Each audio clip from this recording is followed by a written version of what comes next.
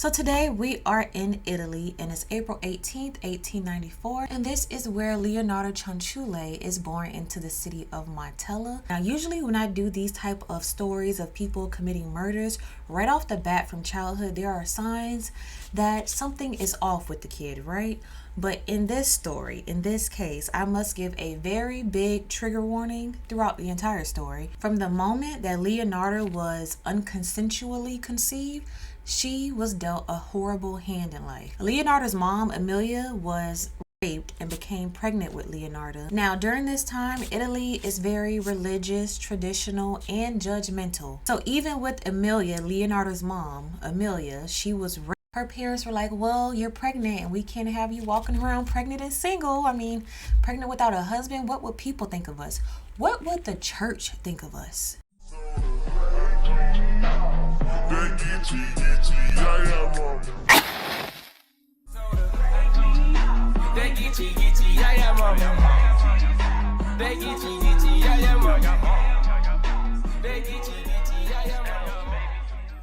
Hey y'all, I'm BlaqueWitchYaya. Thank you so much for tuning into this video. And we are back making the crystal dry rub while I tell you guys stories. In my last video, y'all was very happy that I brought it back. So I'm here with more ingredients because we have to make a big batch because you guys are buying them like crazy. And if you're wondering what the crystal dry rub is, it is a all-in-one crystal cleanser that keeps your crystals cleansed and charged. And the reason why I say all-in-one, because you guys know some crystals, mainly the ones that end with ITE like malachite, pyrite, you can't use water or anything liquidy to cleanse them. But with the crystal dry rub, you can sprinkle some at the bottom of your jewelry box, on your dresser, wherever you keep your crystals, so while you're not wearing them or they're not in use, they can remain cleansed and charged. If you was out and about all day, someone touched your crystal, too much energy, recharge that bad boy and sit it into the crystal dry rub. And you can get a batch at BlaqueWitchYaya.com. Back to Amelia. So Amelia's parents made her marry her rapist. His name, the rapist's name, turned husband, was Mariano, who was a drunken, jobless mess of a man, and he would force himself on Amelia throughout her pregnancy and throughout the duration of their marriage until his dying day, which was about 6 years following their wedding. So for like 6 years she was continuously a victim. So now we're back to April 18th, 1894, and this is where Leonardo was born. And Amelia did not bond with her baby for reasons I'm sure we can put together, but it wasn't just a lack of bonding, but she honestly did not like her child. I guess because it was a constant reminder of what happened to her. She was married to a man that assaulted her, and now she was bearing the child and having to take care of the child. That's an outcome of the assault. So it was a lot for her to manage, and she wasn't ready to be a mother yet, but she just seemed forced into the marriage and motherhood all at the same time. So being in this triangle of trauma, it made her neglect Leonardo. So throughout Leonardo's childhood, she was not getting any type of love or affection because not only her mother was abusing her, but her father was as well. And even when she got remarried, the new husband, her stepdad, would become physically and emotionally abusive to her as well. And most of all, just neglected her, acted like she did not exist. So having to deal with this neglect, Leonardo attempted to commit suicide 2 times. Both were not to her desired outcome. But her mom, seeing the bruises around her neck, because Leonardo tried to hang herself with a noose, so she had bruises around her neck, cuts around her neck, and it was injured so bad that she couldn't even talk for a while. And her mom was just like, anywho, like she just ignored it, like she did not care. Even with this cry for help, Leonardo's mom really did not care. The only time Leonardo's mom would give her any type of attention was when she was old enough to marry, when it was time for her to go. As soon as Leonardo was old enough to marry, she was like, okay girl, we gotta find you a man with money so we could get out of poverty. That's the only time she showed her some type of affection. Okay, let's get dressed up, let's get dolled up. Okay, so I got you a new pair of shoes, when it was basically time for her to be brought by somebody else. But Leonardo had no idea this was going on. She's a teenager, her hormones are hormoning, so she's trying to discover her own sexuality, who she likes, who she wants to be with. She likes boys now, you know, so she's looking for her a man as well, but for different reasons than her mom. So Leonardo was trying to explore her feminine side, see what she likes, and she found out that she likes older men. Me too, girl. And at the age of 21, she connects with a much older man by the name of Raphael. She tells her mom, hey, I met this guy, he's so nice, he's handsome, we have so much in common, we have such a great time. And her mom is like, yeah, okay, so is he rich? Where does he work? Who's his family? And Leonarda is like, well, he's an office clerk. And her mom is like, yeah, no, we're not doing that. We're trying to get out of poverty. The last thing you need is a man behind a desk. You need to find a man with money to get me out the hood. So Leonarda is like, wow, so now you have some type of say-so in my life. Now you care. Now you have motherly input. So Leonarda, being rebellious, married Raphael in 1914. And her mom, of course, was pissed. So pissed that she put a curse on Leonarda. And I know that's very random, like where in the world did this spell casting come from all of a sudden in this story? But during this time, along with being super religious, Italy was super superstitious as well. The dominant Catholic Church had a significant impact on societal views of witchcraft. So while the church condemned witchcraft, local beliefs often combined with Catholic elements with the traditional practices. This included invoking saints for protection or using holy relics in rituals. Italy had a long history of witchcraft trials and persecution, especially during the Renaissance and early modern periods. But by the earlier 20th century, while official witch trials had ended, beliefs in magic and superstitions remained strong in many areas. Folk magic, protective charms, and remedies were commonly used, particularly in rural regions, so like in the areas where Leonarda and her family was living. So Leonarda's mom, Amelia, had access to information, tools, or people she needed to curse her own daughter because she decided to marry a man for love and not marry a man for money. So at this time, Leonarda does not know she's cursed, so she went ahead and she moved in with Raphael's family in a city called Potenza. So here, Leonarda worked as a janitor for a bank, and while working in this bank, Leonarda decided maybe I should commit a little fraud. So she attempted to write herself an account filled with an exorbitant amount of money, and then that led her going to prison. When Leonarda was released, her and her husband decided to move to Lacedonia. So in this area, this is where Leonarda found community with both families in her neighborhood and the camps of Romani people that occupied the local woods. So who are the Romani people? Let's break them down very quickly. The Romani people in Italy are a diverse ethnic group with origins in northern India who began arriving in Italy in the 15th century. They are composed of various subgroups. Despite their rich cultural heritage, Romani communities in Italy face significant challenges, including widespread discrimination, social exclusion, and poverty. Many Romani people during this time period live in marginalized conditions and often in poorly equipped camps and struggle with limited access to education, healthcare, and employment. Romani spirituality is diverse, incorporating a mix of traditional beliefs, local religious practices, and personal rituals. While some Romani people follow mainstream religions such as Christianity or Islam, others maintain distinct folk traditions and spiritual practices. The specific spiritual practices and beliefs can vary widely among different Romani groups and regions. So Leonarda visited the camps of Romani people where she was taught how to read palms and took up the art of fortune telling.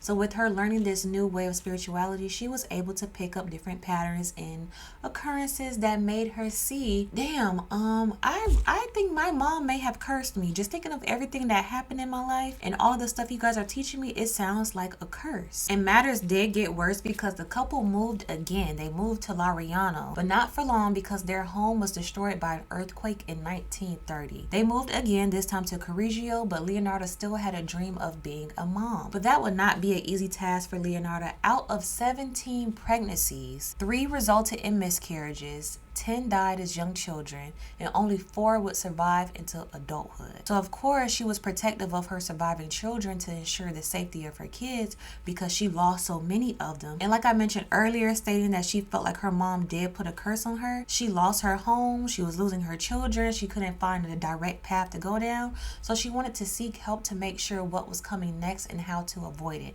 So now she's seeking any type of protection. She doesn't want to lose any more children. These finally made it to adulthood. So she wanted to get some type of control over her life. So she went to see a fortune teller. So the fortune teller reportedly told her that she was cursed. Of course, we can assume that. And that her family would suffer more misfortune unless she took drastic measures to protect them. The fortune teller told her, "In your right hand, I see prison. In your left hand, I see a criminal asylum." And another fortune teller, she would see several different ones hoping for some type of different news that wasn't bad, but it didn't happen. It seemed like every fortune teller she went to, it was some type of bad news. But the next fortune teller told her, hey, you're going to live, but you're going to live to see all of your children die. So now she's even more protective over her kids, especially the eldest of the children, the oldest son by the name of Giuseppe, who became Leonardo's favorite kid, so much to the point that it became a little bit obsessive. So when she got the news that her favorite son Giuseppe enlisted into the Italian army, she knew danger was near. She didn't want anything to happen to him. She wanted to do everything in her power and some of the people's power to make sure that her son was protected. So in the meantime, in between time, Raphael, her husband, goes to jail. Okay, you may be wondering now, what in the world did he do? So he was committing fraud just like his wife tried to, but he got caught embezzling money from his job and went to jail. And unlike how Raphael held his wife Leonarda down, she wasn't doing the same. So they ended up separating after he was sentenced and he just disappeared. So we won't be hearing anything else about Raphael. People don't know what happened to him. They just know he was sentenced. She said bye, and that was it. So now Leonarda, she's single, she's ready to mingle, and she's ready to murder as well. But Leonarda had a reputation of being a sweet old lady. Everyone thought she was just so kind and so nice. And people honestly felt bad for her. They're like, oh, she lost so many of her children. She lost her husband. This poor old lady is still nice to people in the community. They were falling for her trick. Y'all got to keep in mind, it's always the innocent looking ones, okay? Trust me, I know. So taking advantage of this popularity, Leonarda decided to open up her own shop selling soaps, herbs, baked goods, and she was popular. So people loved her and they loved her products as well. And also her services. So now I guess with all this experience she had with the Romanian people and the fortune tellers, Leonarda is now telling people's fortune, and they are coming in by the dozens, grabbing a tea cake and a prediction. So now she is the psychic medium. Now she's Miss Cleo. I guess she thought she had enough training, so she was like, you know what, let me make some money off of this. So let's get into some of her clients that would soon become her victims. One person who came in for some help was a woman by the name of Faustina. We're going to call her Fauci. So Fauci came in like, listen, I'm middle-aged and I'm not married. Like I said, everybody had to be married during this time. I don't want to spend the rest of my time here alone. And you know how they look at us unmarried women, so I need a little help. Leonarda is like, let me see what I can do. Now, mind you, Leonarda's mission is to protect her son. So on her next visit, Leonarda told Fauci, look, I found you the perfect man. Now, he lives in Pola, so you will have to relocate, but I'm telling you, he is the one. I feel it in my spirit. But do me a favor and do not tell anybody else he is the one. At least not yet. But what you could do is pre-write letters to your family telling them how much fun you're having and you're in love, you're safe, and everything is working out for you. Write that now. Write all these letters right now in this moment. And Fauci is like, you want me to pre-write letters for my family as if I'm already settled in Pola? And Leonarda is like, yes, exactly. You can think of it like a form of manifesting. You're writing as if it already happened so you can attract what you want. Like, write like you're having a good time, and it's going to go up to the universe, and then like the universe is going to give it to you. So Fauci trusted her because everyone was going to her for predictions and no one had any complaints. So she's like, okay, let me write the letters down. She gave all the letters to Leonarda, and right before she embarks on her journey, she stops by Leonarda's shop again one more time to thank her and also to give her a monetary thanks of $530, which is almost like $10,000 in today's time in Italy. Leonarda is like, oh my gosh, I appreciate you so much. I'm going to miss you, but listen, don't just rush off. Let's celebrate first. This is going to be my final time seeing you. Let's have some wine. Let's sit down and talk about this new journey. So they sit, chit chat, have wine. The next thing you know, Fauci is unconscious because her glass of wine had poison in it. And then Leonarda struck her with an axe, cut up her body into 9 even pieces, drained the blood out of each piece into a bowl, not these bowls. She lets the bowl of blood cool because you can't do anything with warm blood, right? It has to be nice and cold like the dead body. Once it's cool, she baked the blood until it turned into a powder. She then took the powder and mixed it with the tea cake she was selling at her store, and for the next few weeks, customers were having a nice sugary bloody tea cake with little sprinkles of Fauci in each piece. And you may be wondering now, what in the world was Leonarda thinking? Like, why would she suddenly do that? She went from a sweet old lady to a sweet bloody murderer. And that's because in order to protect her son, Leonarda figured, I need a blood sacrifice. So let's move on to the next victim. And this took place a year later.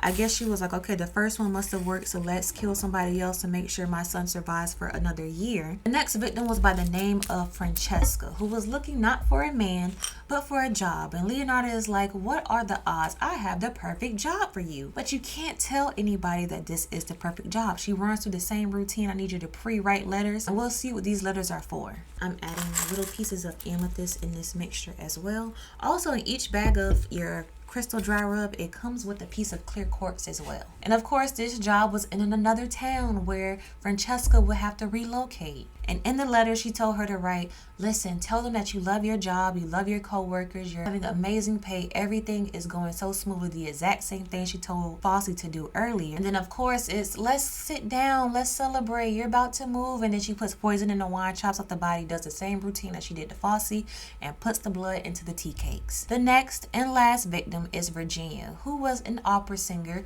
but needed a new job. It was a whole war going on, so no one is going to listen to an opera when it's war. Like, no one's worried about so she wanted to find a new job, so she went to Leonardo to get some help. And of course, Leonardo was like, oh my gosh, I have the perfect job for you, but it's in another town. You're going to have to pre-write letters, the same exact routine. But this time she used Virginia's body fat. She melted it down and used it in her soaps, where she sold it along with the bloody tea cakes, and even gifted it to people and used it herself. So one thing Virginia had was a loving and nosy family. So Virginia's family came into the shop looking for her because they haven't seen her in a while, and the random letters that they were receiving seemed a little bit odd. And Leonardo was like, oh, I'm sure she's just busy working. She came in here looking for a job, so I let her know of this place that was hiring right away.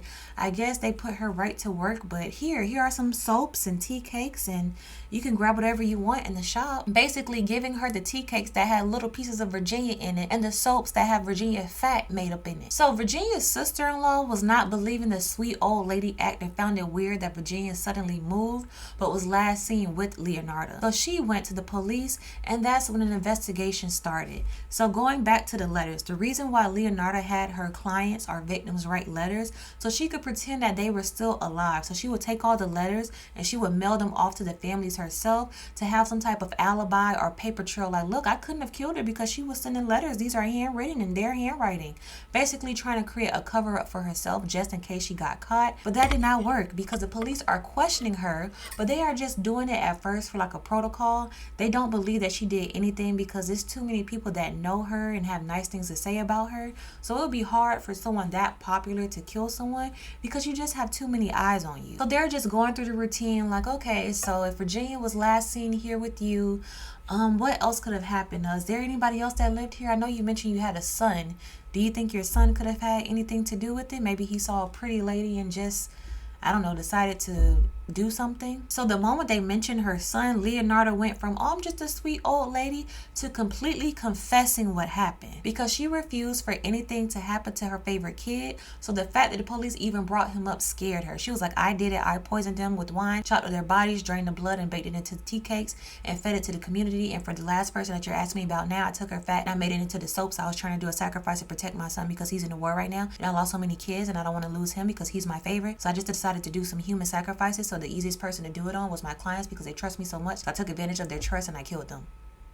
And you may be wondering, okay, so where did she get this knowledge from to do human sacrifices? Well, from her knowledge, she read in an occult book that mentioned that one paid for a life with another life. So she thought, okay, I'm going to kill 3, then maybe that'll protect my son 3 times over. Things of magic are done at 3, so let me get 3 people. Or we don't know how many people she would have got if she didn't get caught. So basically human sacrifices for ritualistic practices. Now what practice exactly is not documented, but human sacrifices are done quite often for personal gain and protection of someone. We're not going to get into that too much. Yeah, but you guys, I'm sure, have seen it happen. So in 1946, Leonardo went to trial and was found guilty on 3 counts of murder. And just as the fortune teller told her, Leonardo was sentenced to 33 years in prison and 3 in a criminal asylum. Like I said, magical things are done in 3, so it's so funny her sentence has a lot of 3s in it. So Leonardo, while behind bars, wrote a 700-page memoir confessing and detailing her crime while in prison called